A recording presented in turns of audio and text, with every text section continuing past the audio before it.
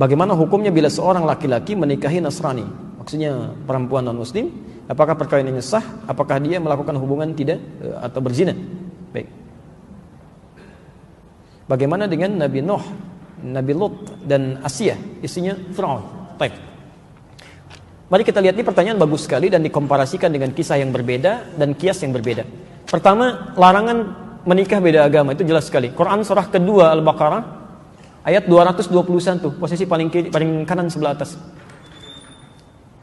Quran surah kedua Al-Baqarah ayat 221. Oke, wala tankihul musyrikati hatta yu'min wala amatun mu'minatun khairum min musyrikati walau a'jabatkum. Wala tunkihul musyrikina hatta yu'minu wala 'abdun mu'minun khairum min musyriki walau a'jabakum. Ulaika yad'una ila an-nar. Ulaika yad'una ila an-nar. Allahu akbar. Wala tankihul musyrikat, jelas, dan jangan pernah nikahi perempuan yang musyrik. Jadi enggak boleh laki-laki muslim menikah dengan perempuan yang musyrik, itu enggak boleh, haram hukumnya. Laknya nahyi di situ. Ya. Bapak Ibu sekalian, mana yang musyrik itu apa musyrik? Menyekutukan Allah kan? Ya, menyekutukan Allah. Ya, bagaimana dengan orang yang mengatakan Tuhan itu ada bapaknya, ada anaknya, kan? Tuhan itu 3, Tuhan itu bersyirikat. Itu yang paling musyrik luar biasa. Itu kezaliman terbesar. Innasyirka la zulmun azim, kan? Makanya kata Ibnu Abbas, tidak ada kemusyrikan paling besar, kezaliman paling besar di samping yang mengatakan Tuhan punya anak. Oke. Jadi kita langsung bisa jawab saja bahwa seseorang yang menikah dia dalam keadaan muslim, sudah tahu dalam keadaan muslim, kan? Kemudian dia menikahi hal yang dilarang di Quran, maka hukumnya maksiat. Di pernikahannya dipandang sebagai pernikahan yang maksiat, hubungannya masuk dalam kategori zina sepanjang dia tidak bertobat dan kembali kepada Allah Subhanahu wa taala. Dan fasakh hukumnya. Kalau diketahui dia harus dipisahkan. Ya. Kalau perempuan, hati-hati. Bahasa Qur'annya wala tunkihu, jangan dinikahkan. Artinya kalau ada anak perempuan menikah dengan non-muslim, kemudian terjadi pernikahan, bahkan bapaknya yang menikahkan, misal atau ridha saja, itu bukan cuma anaknya yang dosa, orang tuanya ikut dosa. Ikut dosa. Karena beban dari perempuan itu yang menikahkan walinya. Jelas ya? Itu walinya, hati-hati ya, hati-hati. Adapun kasus dengan Nabi Nuh itu berbeda, lain halnya. Ya, beda.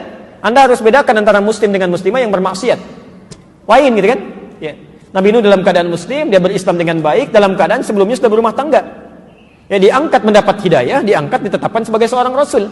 Ya. Sama, Nabi Muhammad SAW itu kan hanif sebelumnya. Khadijah juga demikian. Ketika Nabi Muhammad diangkat sebagai seorang rasul, ditetapkan, ngajak istrinya kan berdakwah. Itu sudah berumah tangga, sudah hanif sebelumnya. Maka diajak mau ikut. Nabi Ibrahim ketika menemukan Allah, tadinya kan mencari. Lihat matahari, lihat bulan, lihat sana sini kan, sampai menemukan Allah, diajak istrinya beriman. Nabi Nuh juga dalam keadaan demikian, mendapatkan risalah, beriman, diajak istrinya. Ya? Ketika tidak mau dia beriman, bahkan anaknya tidak mau, Quran turun mengatakan innahu laysa min ahlik, dia bukan keluargamu. Selesai. Pisah di situ. Tapi berarti dakwah berjalan. Ya.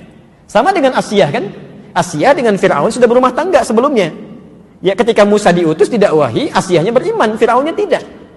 Ya kan? Cuma dia menyembunyikan imannya untuk berdakwah kan? Dia ajak dan sebagainya. Ya, itu poinnya. Itu poinnya. Tapi kalau misalnya seseorang sudah beriman sebelumnya, sudah muslim, ya, dan dalam keadaan belum menikah, tidak boleh menikah dengan pasangan yang bukan muslim, itu tidak seiman. Dosa hukumnya. Dan bahkan, maaf bahasa Qur'annya, ulaika yad'una ilan nar. Nanti banyak madaratnya yang mengajak pada neraka. Hubungannya sudah salah, pandangannya sudah keliru, semuanya zina aja.